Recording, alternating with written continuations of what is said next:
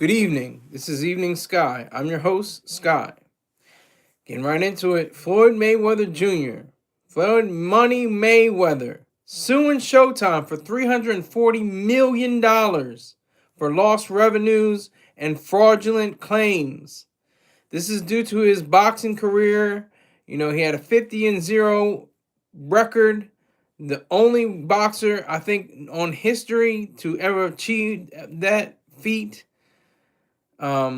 He has a perfect record, but he's looking for money from Showtime because they had him in, I think it was 8 pay-per-view boxing matches, and he could pick who his opponent was. The problem is that some of the funds weren't accounted for, and he was, like I said before, there were some fraudulent activities that happened that messed up the money. Who Floyd's just trying to figure out who fumbled the bag. Was it Showtime? Was it, the attorneys, the accountants? Who fumbled the bag? Somebody fumbled the bag. And he wants $340 million. He'll get probably $260 million out of that. After, taxes and fees and attorneys are paid, lawyers are paid, court, is paid off, everybody's paid. It just is weird to me because I remember all those different. That was the highlight of his career. Everybody was looking for him to lose. That was the whole point of a Mayweather fight. This is the one. Oh, okay, 30. All right. Oh, this is the one. 30. Dang, 37. Dang, he still ain't lose. Oh, 48. He gonna lose 48. Oh man. All right, 50 is top one. He ain't go. Damn, he won. That was the whole gist of Floyd Mayweather's career, was not to see him win, which I was trying to see. I wanted to see him win, and his boxing patterns and his way of using the scorecard. It was very, very deft and very, very precise. So I was always looking for him to win. I thought he would win every time, but the whole idea was to see if he would lose. And a lot of people won a lot of money against people that were going to bet and say he was going to lose. But, like I said, Showtime, they showed, his houses, his cars, his family, his uncle, his dad when they're, I think his dad is alive. His uncle, I think, passed away. They showed him, eating a fat burger or something like that. He's got the 6-pack, but he's eating a fat burger. That's the kind of mentality he had. I'm good enough, with my physique, my body power, my core is so strong that it doesn't even matter what I can eat. I can eat a fat burger. Mimstroy Mim. Hi, my bro. You're not my bro. I'm not your bro. How are you? Say, please, it's my friend. You send me $20 in a Cash App or a PayPal or a Venmo, and I'll say that. I'll be happy to say that. You send me Cash App, PayPal, or Venmo. I'll be happy to give you the coordinates or the proper addresses for all those destinations. Now, Floyd Mayweather, he had his own, methodical way of boxing. I mean, he wouldn't have been 50-0. I mean, it'd been okay, you got 1 or 2 in, but he had 50-0. That would have been a supreme conspiracy to say that he was fixing fights or people were just throwing fights, and just trying to boost his stature. No, he got hit. I remember one time, I don't remember who was it against, but he had a bloody nose. So they were hit. They were trying to get him, and it all came down to the judges. A lot of times it came down to the scorecard to see how much he actually achieved when he was on the mat. And that's one thing I don't remember. Now somebody please correct me in the comment section if he ever even wobbled or took a knee. He never got flat out laid out on the mat.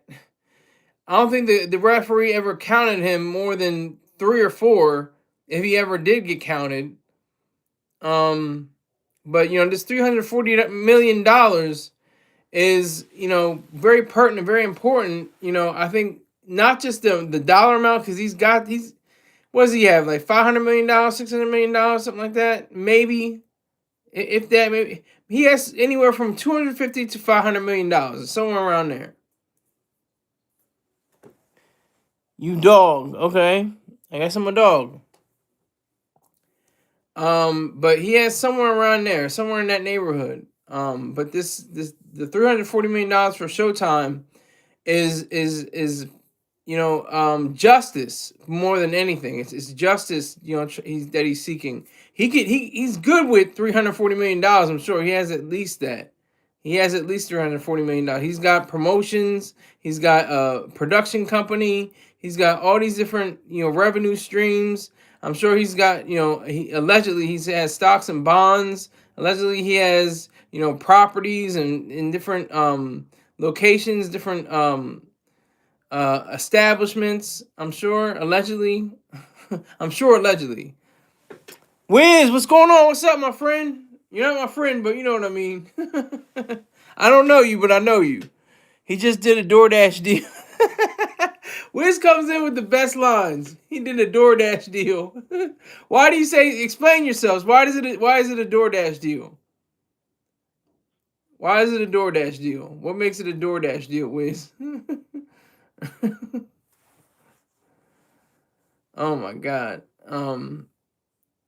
So Mayweather is, he's just trying to recoup. He's just trying to recoup. And this is what I was always wondering about. I'm like, after I'm seeing all these cars and houses and jewelry and his wardrobe and all this stuff, like all that fly fancy nigga ish, like, are we talking about 50 Cent? No. We talking about Money Mayweather, sir. We talking about Money Mayweather. You got to run so I can answer you real quick. We're talking about Money Mayweather, 50's foe, one of 50's many foes. He's got a lot. He's got a litany. He's got a list.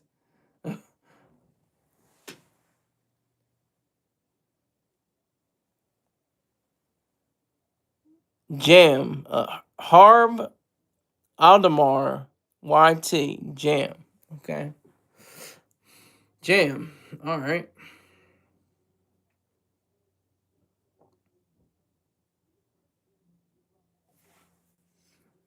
So Mayweather bringing this suit up.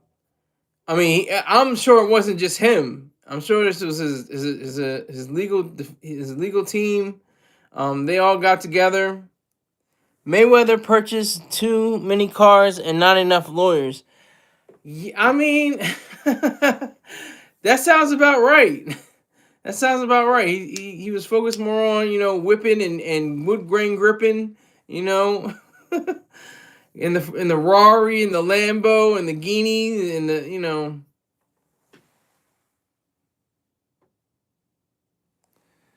He got the Rolls. He's got the Rovers. He's got the Bugatti. he was focused on more on that than he was on the attorneys and accountants. He's alleging that it was fraudulence. The fraud actually occurred with the money being counted. Somebody fumbled the bag. That's all Mayweather is saying. That's why he put up $340 million suit. Because he's saying, I didn't fumble the bag. Y'all fumbled the bag. So I'm putting it up on y'all. I don't know who in your camp did it, but y'all fumbled the bag. He blew too much money. Yeah, that's what I'm saying. I don't know where he is. I don't know what neighborhood he's in. I don't know if he's in 100 million. He could be in 50 million. I don't know. I'm counting his pockets now. He could be in 600 million. I don't know. I do not know English because I am Iranian and I am from the south of Iran and I only know my mother tongue, which is Farsi. Well, you're pretty much speaking pretty clear English right there, so okay. All right. I don't block people, but Brooklyn and Beckett, you're kind of spamming right now. You might want to slow that down. Slow it down. I got shooters. I got shooters, Wiz. If you want to be a shooter, I don't do it unless you're being very flagrant. But thank you. Yep, that was by Wiz. I got shooters. Don't test the kid. I got shooters. I don't block people for stuff like that. If you're disrespecting Holly, if you're disrespecting any female that's cool with me, you're getting blocked. If you're saying that you're underage, you're getting blocked. If you say you're broke, you're getting blocked. Yeah, he out of here. Thank you, Wiz. I appreciate it, sir. Cause I wasn't gonna do it. I just let him spam. I said I'm spam, but I know I have shooters. I have Wiz. He's a shooter. Knock your ass out of here. But yeah. So Mayweather. I mean, he's got money. He's got money, but I don't know where his money is. I don't know in what way he has. He's generated. This is how much he's generated: $1.2 billion in his career. Where did that $1.2 billion go, and how much of it did he retain? He probably only retained about, I'm sorry to say, probably like 10 to 20% of that. 80% probably went to pay-per-view and HBO. In the pay-per-view, Showtime and HBO, man. Showtime and HBO and their pay-per-view programs. I don't understand anything you are talking about, but you're saying it in English. Are you have a translator or something? He probably got 10 or 20 liquid left. Wiz, you probably telling some kind of truth. I mean, why would he say $340 million? That's how much I think he really has. Like, or had. He may have had that much, but like you said, he's spending on cars and houses and jewelry and all kinds of nigga-ish. Okay, that's your first question, Ravon. Do you play Roblox? No, I do not. The money I have is not even $1. Well, that's a shame for you. Try to hustle up. Get on the block and sell that rock. That's all I can tell you. Run up in Bank of America with the sawed off and get your money right.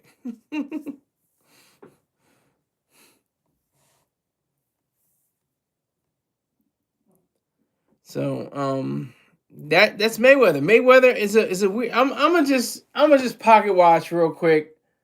Let's see what they say about it. Let's see what they say. I'm gonna pocket watch. Hold on.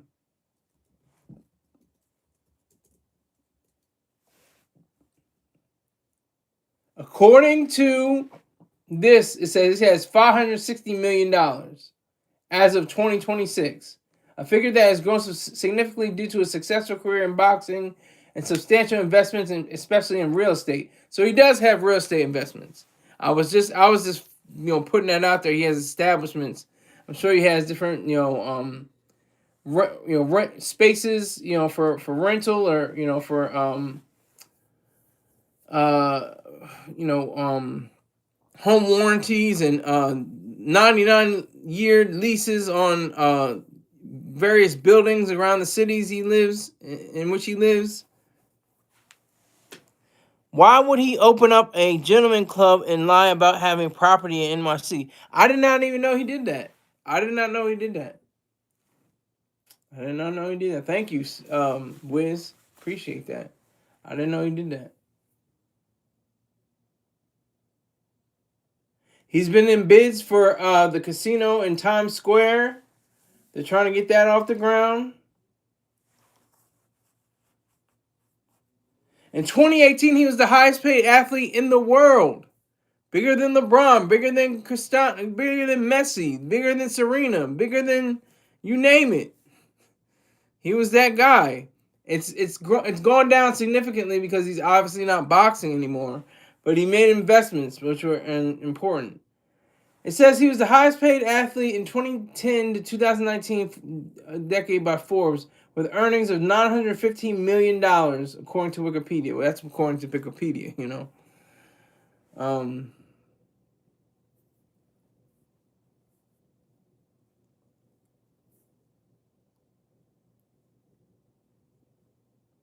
So, he's not a billionaire, but he's damn close, I think.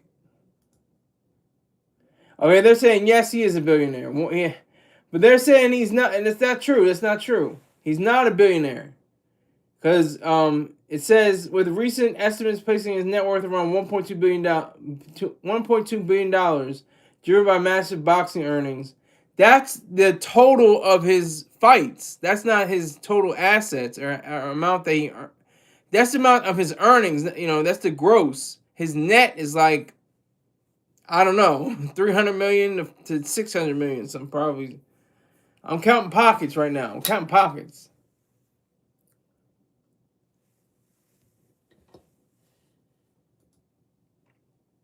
He's worth $400 to $500 million. Over $1.1 billion career total, including huge paydays from fights against Manny Pacquiao and Conor McGregor. Manny Pacquiao is still the largest, the highest rated pay-per-view of all time. It took in at least, I think it was like $350 million, and then he got like $250 million from that.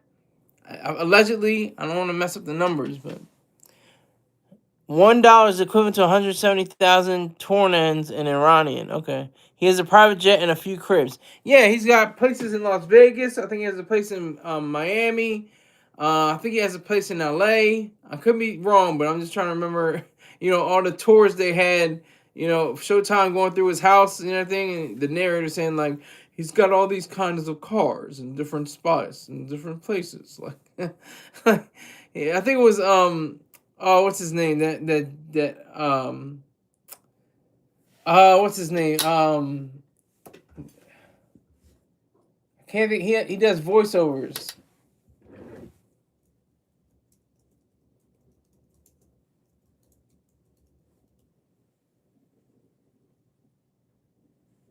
Oh my God, no, this is not right.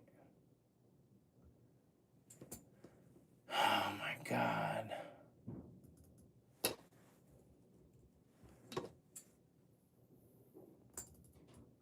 I'm looking for it right now. Hold on.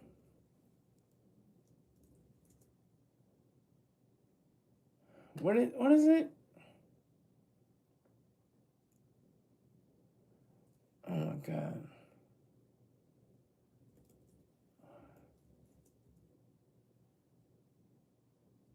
I can't think of his name, but anyway, I'll find it later. What is this? Because I think a lot of those cars, the dealership was letting Mayweather use his promotion. True. Because the car she was driving around and had the name. Oh, you saying a lot. Stephen A. Smith went to his house one time.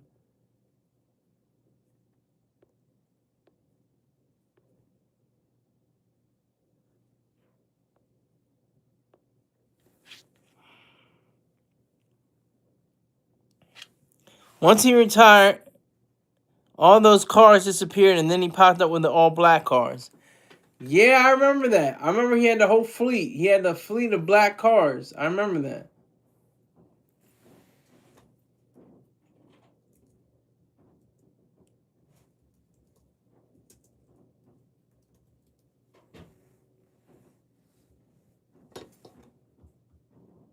I'm trying to remember what it is. Hold on. But hold on. I don't know if it was for. I think it's for HBO. Hold on.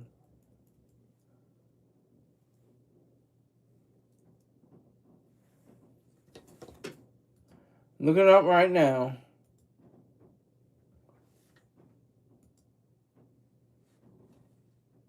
Lev Schreiber. He does really great voice acting. And I think he did for boxing as well.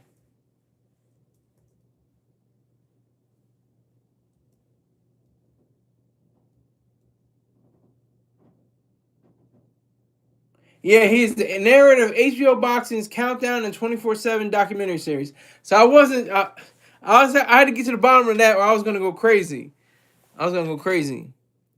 So Ari Shra. Let me make sure I get his name right. God damn it, Lev Schreiber. He said. I'm sure he said Mayweather's name a few times. I'm sure of it.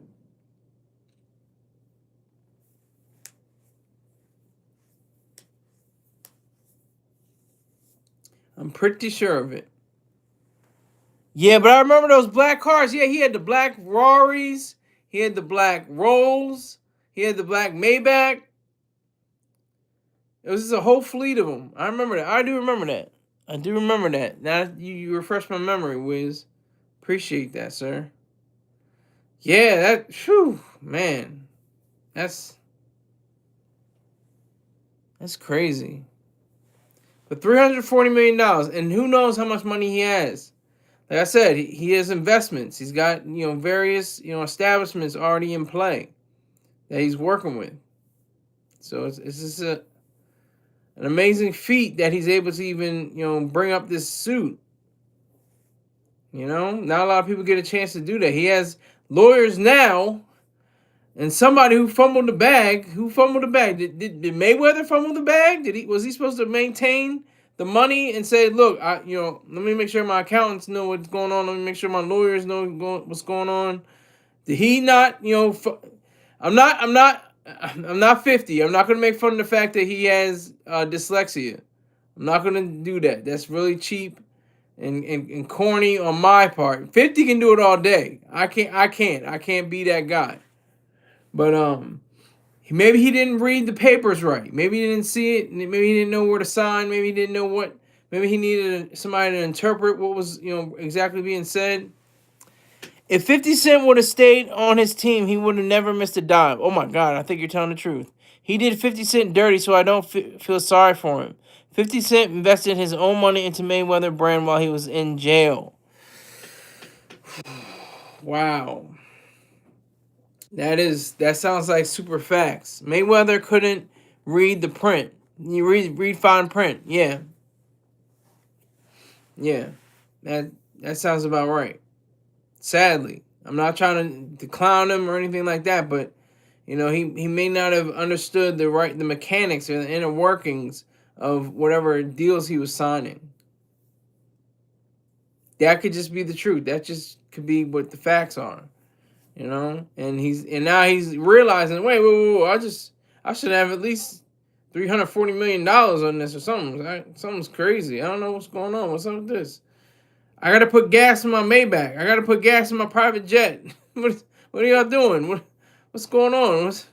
Y'all trying to play me? Did you do a show on the Neptunes? Yes, I did. Yes, sir, I did. Ain't no Neptunes. Peace, Saturn.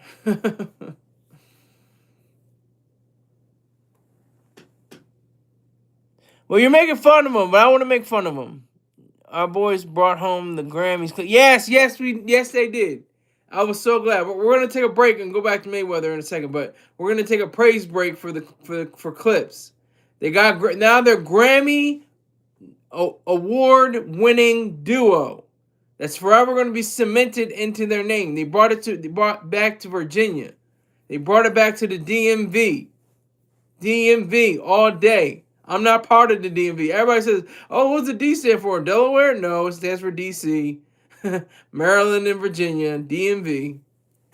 It's amazing. His brother came back and they did that together. It's just a lesson in never, ever, ever, ever giving up. That's why I had this program right now. I'm going to have millions of people watching me one day. You mark my words. This is going down in history. Millions, if not billions of people are going to be watching me one day. And that's going to be huge. That's going to be huge. Huge. It's going to be huge. But seriously, never give up. But they just said, you know what? It's 2009. We bricked on this album. Hell Hath No Fury didn't do much commercially. It was a critical darling. Lord willing, it shipped 1 million units, but it didn't sell 1 million units. You can say it shipped to platinum, but it only sold gold. And they could have said, you go our separate ways. I'll do my, Christian rap, over here. You do your dope selling continually now over there, and never the two will meet again musically. But they said, you know what? We're gonna do this. We're gonna make sure that we come together on this project, and make it our own, and they came away with the hardware. That's what they were looking for. They were looking for the hardware. So salute to Clips all day long, all day. Now we have to go back to Mayweather and that 50 Cent information that you just said. 50 Cent is that guy. You don't want to mess with him. Don't cross 50. See, people cross 50. He's the troll. You don't cross trolls because they know how to get underneath everything. They'll get underneath your skin, sure, but they'll get underneath your finances. They'll get underneath, your household. They'll get underneath all the inner dealings in your life.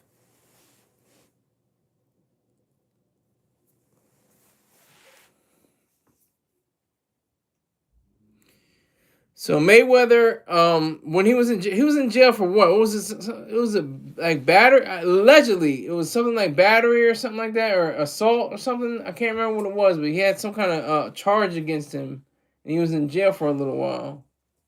I remember that. I do remember that.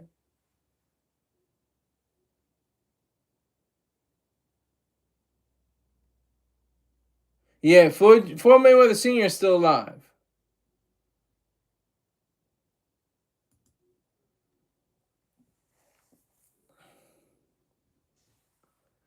His legal issues. Harassment, misdemeanor battery, assault, harassment, sue for defamation.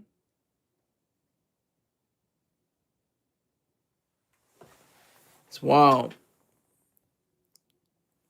So we have to really look into all the facets of this Mayweather case because something ain't adding up. Something's kind of goofy.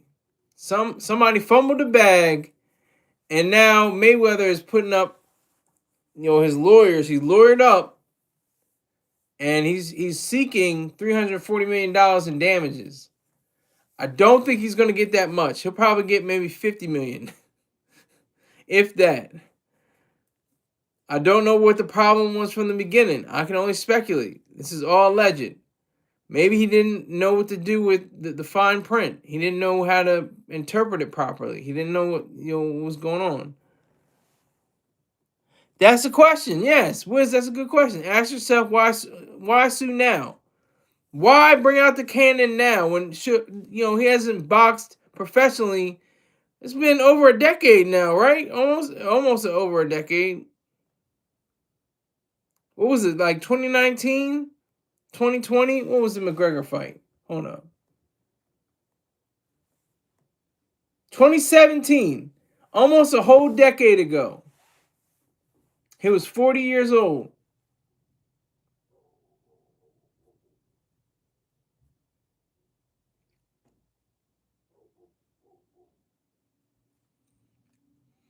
It's WBO and WBA. He has a welterweight belt and let me see, middleweight belt. He has a title, super lightweight title. It is all during his professional career.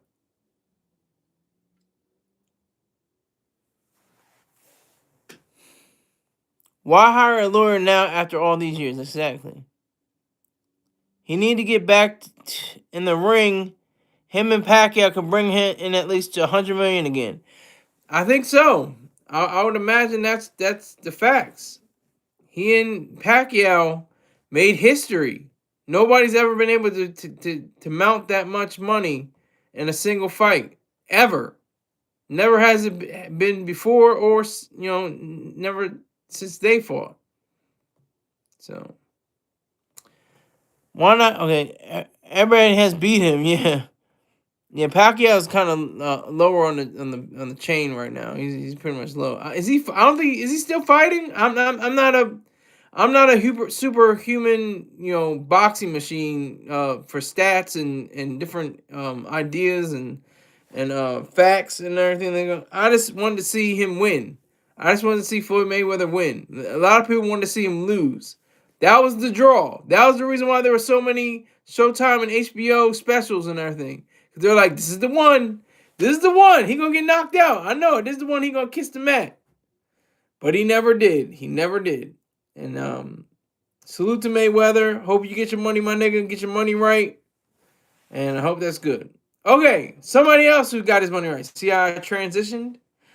Joe Budden. Joe Budden appeared on Club Shay Shay with Shannon Sharpe, and I thought it was a very good, not an excellent, but a very good interview.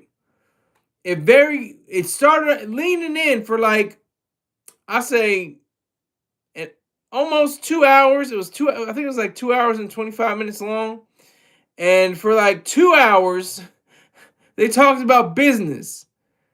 It was all business. And then, like, later at the end of the show, they talked about gossip. I was like, you know. But for the most part, they were talking about business. Here he is, Rick James. Sir, you have a typo in the title of this here video. It is Joe Biden, sir, not Joe Budden. It's okay, salute you anyway. Just have respect on the old man and former president. No, that's not typo. That is Joe Budden, not Joe Biden. That is a fact. It's supposed to be Joe Budden. That's what I'm just about to talk about. Joe Budden. It was saying how he switched up his whole hustle. He started out being a rapper. He had a huge single. Then it went nowhere. Then he had the mixtape game or the independent album releases, the mood music. Then he talked about how he was on Percocets and he was getting high every day. Just going to parties and stuff like that. Then he said, you know what? I think I'll do a podcast. And this is just for fun. Not even for the money. I'm just doing this because I like to talk about music. And that was his whole draw. That was his whole, idealism. That was his whole thought process. Joe Budden is not, is that the man who aged backwards? No. That's Benjamin Button, sir. It's okay, Rick James. I know you're on a perk 30 or something. It's all right. They made movie off of him. He was born an old man and ended his in life young. That's called Benjamin Button, sir. I understand. You're high off of PCP. You're on that water. I understand. It's all good. I get it. It's all understandable. It's all good. I totally understand where you're coming from, sir. I understand. I've never taken drugs like that. Never taken those kind of drugs. Only pharmaceutical. But and I never abused any pharmaceuticals. But Joe Budden, solid nigga, real nigga. Just cut and dry. Just tell the truth. Be upfront. Total package person. Just a genuine person of honesty, integrity. That's what I'm getting from Joe Budden. And I don't watch this show all the time, but I do get the clips, not clips, but the clips from the show on my notifications. So I do watch them from time to time. But Shannon Sharpe has really great questions. He does his homework. It doesn't seem like he was trying to be buddy. That's one of the best things about him. And he listens. He listens to the interviewee. He listens to them speak. He lets them talk. He doesn't. He doesn't cut in. He doesn't. Sometimes that's a good thing. Sometimes you want to cut in to clarify or to, some people want to catch him in a lie, catch him, do that, but that's just, unnecessary. But, yeah, so that is real. That is real. That's Joe Budden. Joe Budden on Club Show Shay Shay. He was talking about how he got to start with Def Jam. Talk about how he had a deal. He didn't know anything about music. He had nothing to know except how to rap. He still knows how to rap, but he didn't know anything about the music business. See, one of the few people, there are very few people that know about the business of music. One is dead, Eazy-E. He knew about the business of music. He was a great he was a, what was it, Easy Records or something like that, or something House Records or something. I can't remember what it was, but he was an excellent businessman.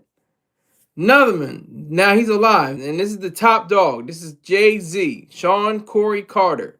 Knew exactly what the business was, knew about the point system for albums, knew about publishing, knew about masters, knew about all the different intricacies of the game, how to get enough, plays and spins, how to get enough promotion for a specific album. Joe Budden said he hated doing promotion.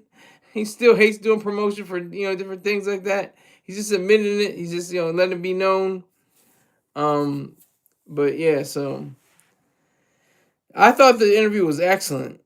It didn't seem like 2 hours. It seemed like it was like 20 minutes. It just flowed so well. They really were like, it was almost like a jam session. It was really cool.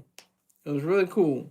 Two grown men of color talking about business for the most part. Like I said, at the end it got kind of gossipy. I was like, he might be doing that for the females, I guess, try to get them interested. But the females are just interested in the business as well. They got businesses too. So they want to know what's going on with the economics of the music scene. But like I said, this all started like in 2005. This is going back like 21 years ago. Joe Budden had the mood music albums, and he had the podcast. It was a podcast. I think it was a literal podcast. We say podcast like it's like casual. Oh yeah, podcast. No, it was a literal, like they used the iPod to use the podcast or to listen to a podcast. Like a cast from a pod. That was a podcast. Now there are no iPods. There are iPhones and Samsung and Google phones and whatever else you're using. Computer systems, everything like that. Streaming units. Streaming services, excuse me. But this particular interview was so profound and so easy breezy, cool.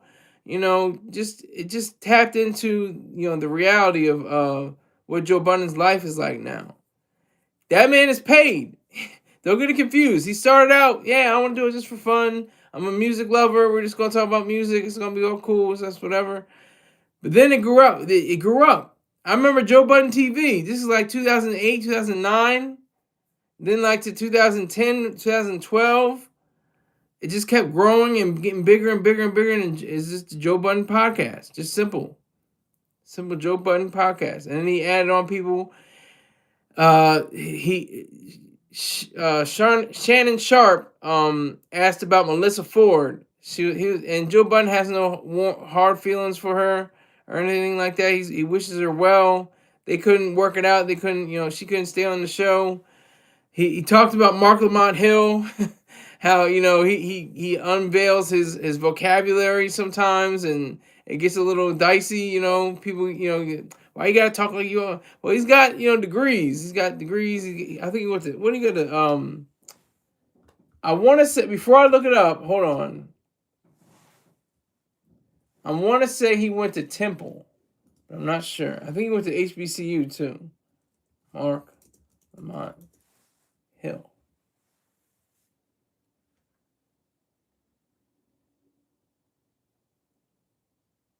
Okay, so he went to Temple. I was right. Got his BS degree in education in Spanish in 2000. He later earned both an MA, master's, and a doctor. So why did we call him Doctor? Why are we calling him Dr. Mark Lamont Hill? Why don't we call him Dr. Hill? That's weird. But anyway, I guess he doesn't want to, dangle his degrees in front of everybody. Like, oh, I'm a doctorate now, But,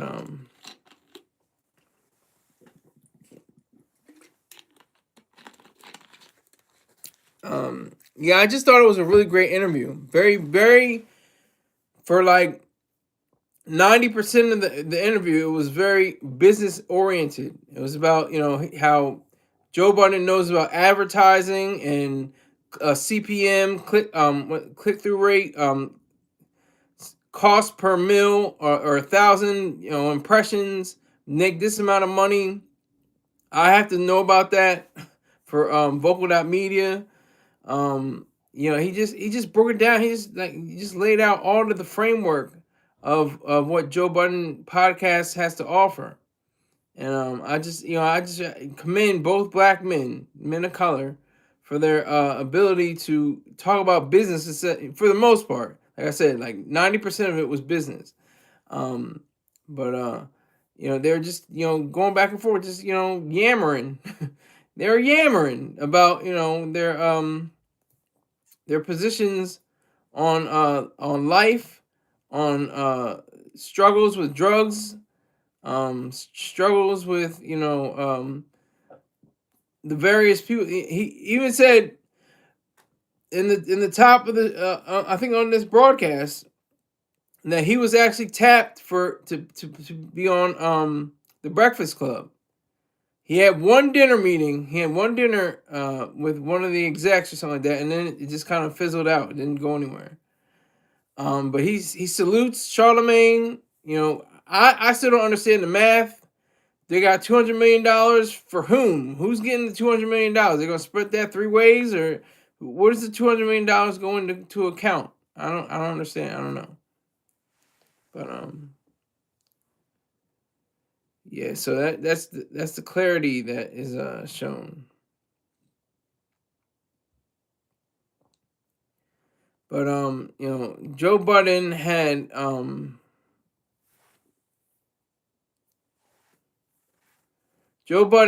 a very relaxed, laid back kind of style. He wasn't like really like, yeah. He wasn't like hyping or anything like that. He was just really cool. Almost like he was just sipping a cup of Java, you know what I mean? Had his feet up. No, but he didn't have his feet up or sip coffee, but his demeanor was that it was very relaxed, very reserved, very intelligent young man. Same thing with Shannon Sharpe. He's very intelligent as well. He's one of the best interviewers, like I said, on the internet. He knows how to interview well. He does a very good job, an excellent job at being a reporter, an interviewer.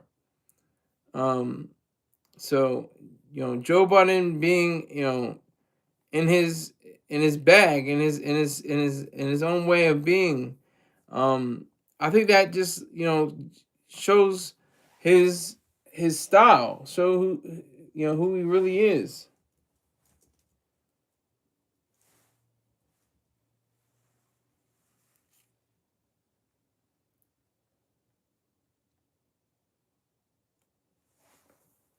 He was on Rockefeller for a little while. That's funny.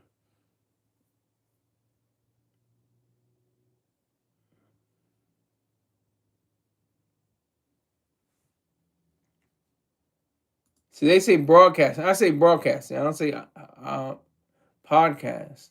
He was on He said he admitted to that on Everyday Struggle. That was his college. That was his way of going to a specific show and developing his skills to be a better podcaster. I'm gonna just say podcast because it's the Joe Budden podcast.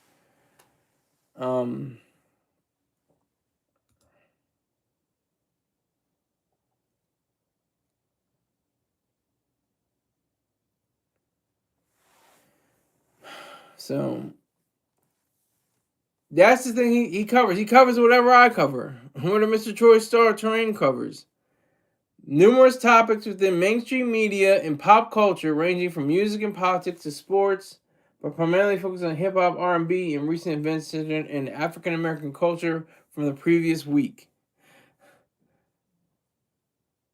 That sums up my show.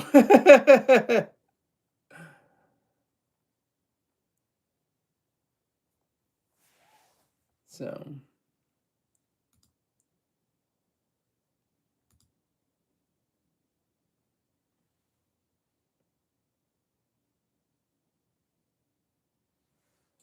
that's the reality of it all.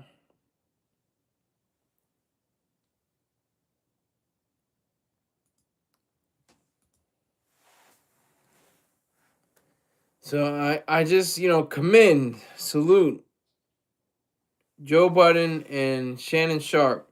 It seemed like they were having fun too. They're not like, oh, I have to do this interview. Oh, I have to be interviewed. they're like really engaging. But they seem really sincere and very you know well put together. I see you, Wiz. Peace, sir. Thank you for coming in. Thank you for handling my light work. I appreciate it seriously. Thank you very much. Take care, sir. Peace. But that was the idea. That was the idea.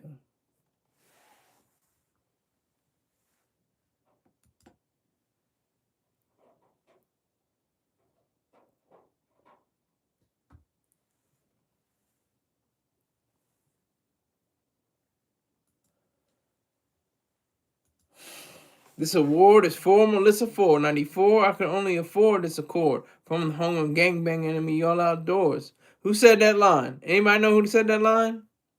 I'm not even going to tell you. You just have to figure it out.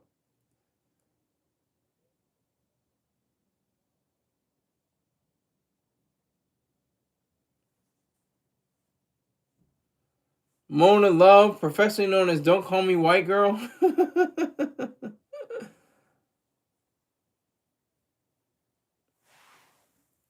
That's funny. He's been doing it since 2015. The host of the host of the Joe Budden podcast.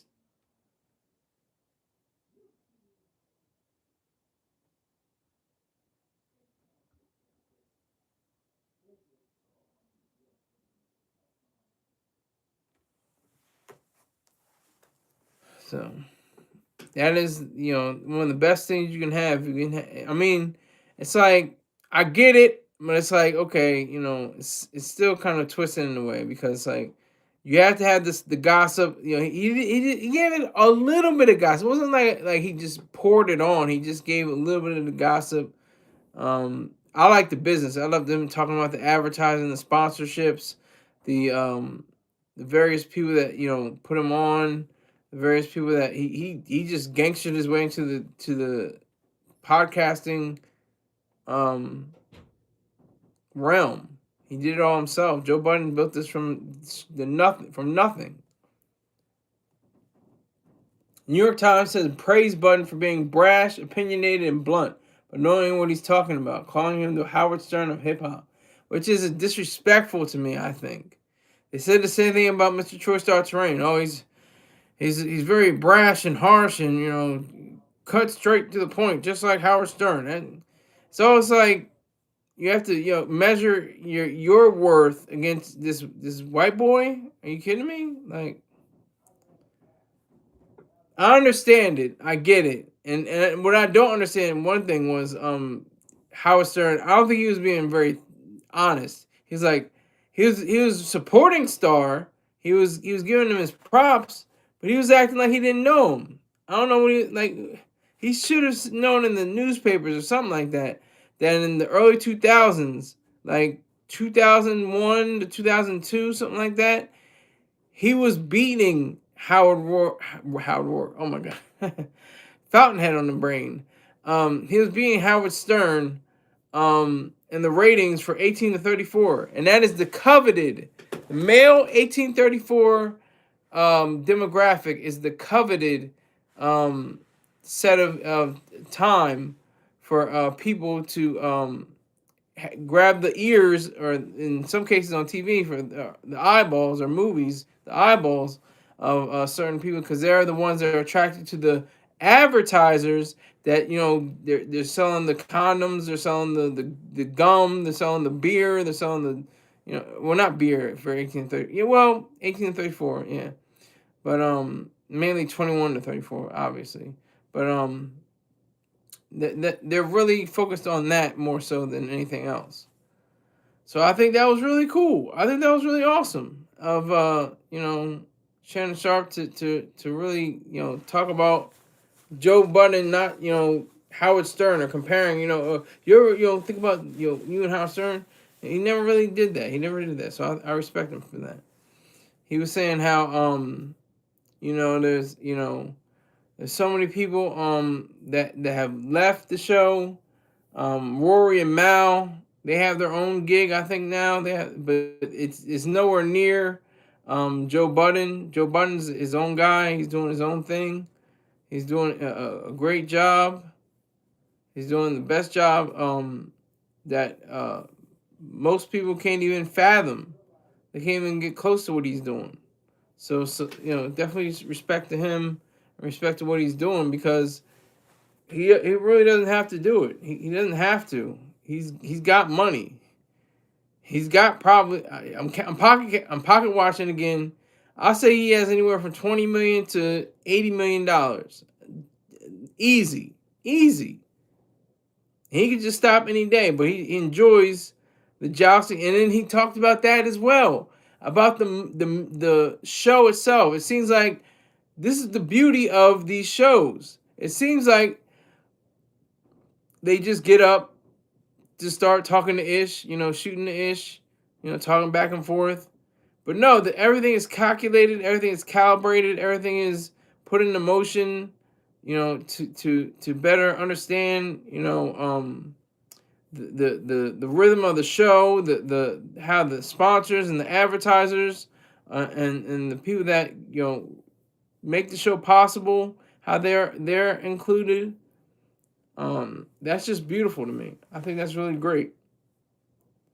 It didn't have to be like this. It didn't have to be, but he made it happen. So I have to give him super props for that.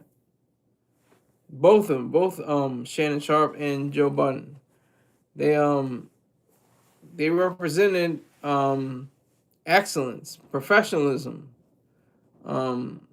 just being able to have a conversation, just two grown men having a conversation. That's so cool. Usually you have fighting and fist fights, or shouting matches and stuff like that. People going over and yelling and stuff like that. Joe Budden was just cool. He was just laid back. He was like, I got some water. He's gonna toast. He's gonna clink with Shannon Sharpe. He had like cognac or something. I don't know what he had, but he was like, I got this water. I can join you in a toast with this water. But no, but Joe Budden is the truth. He's definitely the truth. I don't know if he still performs. I don't know if he still has touring or anything like that, but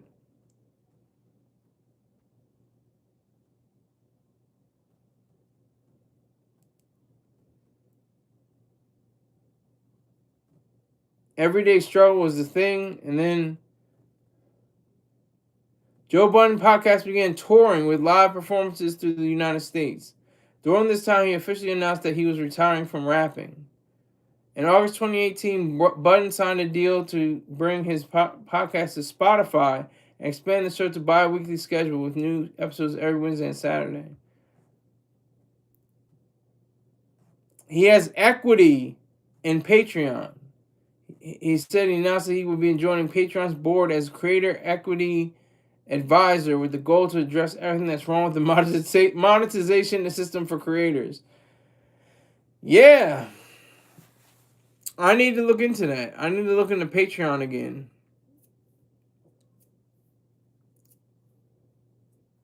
I need to definitely look into Patreon again. See, this is another thing too. When people get on drugs, it's like, this guy's super talented, he's super cool, but he got addicted to PCP and MDMA. What are you going to do? Like, how do you address that? How do you deal with that? How do you even consider that? So messed up.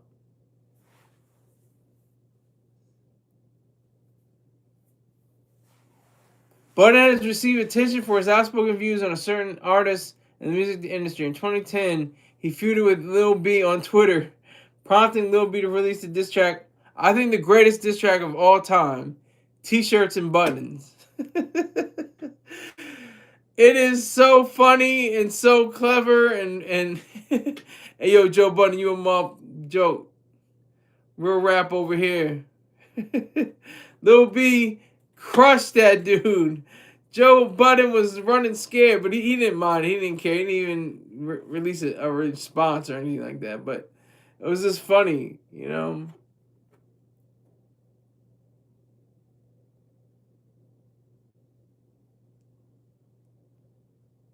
He in 2023 he was involved in a feud with Drake, which had been ongoing since 2016. And YoungBoy never broke again, as he expressed distaste for both artists. Both of them, in turn, reprimanded Budden, referring to him as a failed music artist and various pejoratives, respectively. That's the first thing they go. Oh, you couldn't sell, songs, you couldn't do streams, you couldn't do anything like that, so you had to go to a podcast. That's delusional. That's what's so sick about everything. That's what's so weird about life. They said the same thing about people that went into the movies. Silent screen stars, they mocked them. They mocked people that went to what they call them talkies. Talkies, they said it'll never last. It's just a fad. Nobody's going to go to the movies to hear you talk. They want to see you act. They want to see your facial expression. They want to see how you interact with other animals or other people or other interactions. They're not going to go for this talky stuff. We've been going with this talky stuff for over 100 years now. It's almost, if not exactly 100 years, something like that. Something close to it. Well, I'll give it maybe 97 years. I think it was in 1929. 1929 was when, I can look it up. Hell.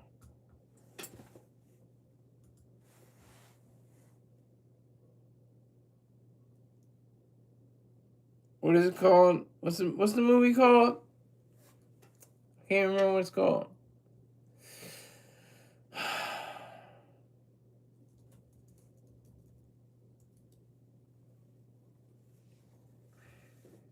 The Jazz Singer. That's right. The Jazz Singer came out in 1927. A year.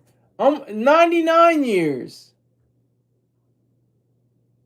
It's the first full-length, feature-length motion picture with both synchronized and recorded music and lip-synchronous singing and speech in several isolated sequences. Classic.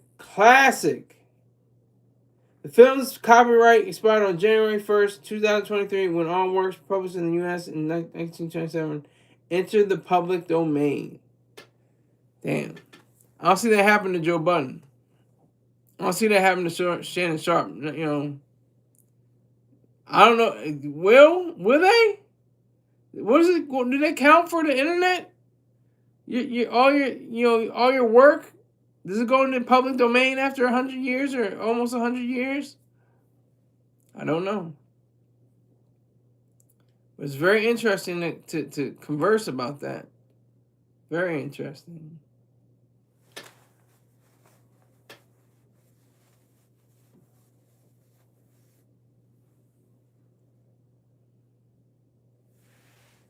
The first Academy Awards it was nominated for Best Writing.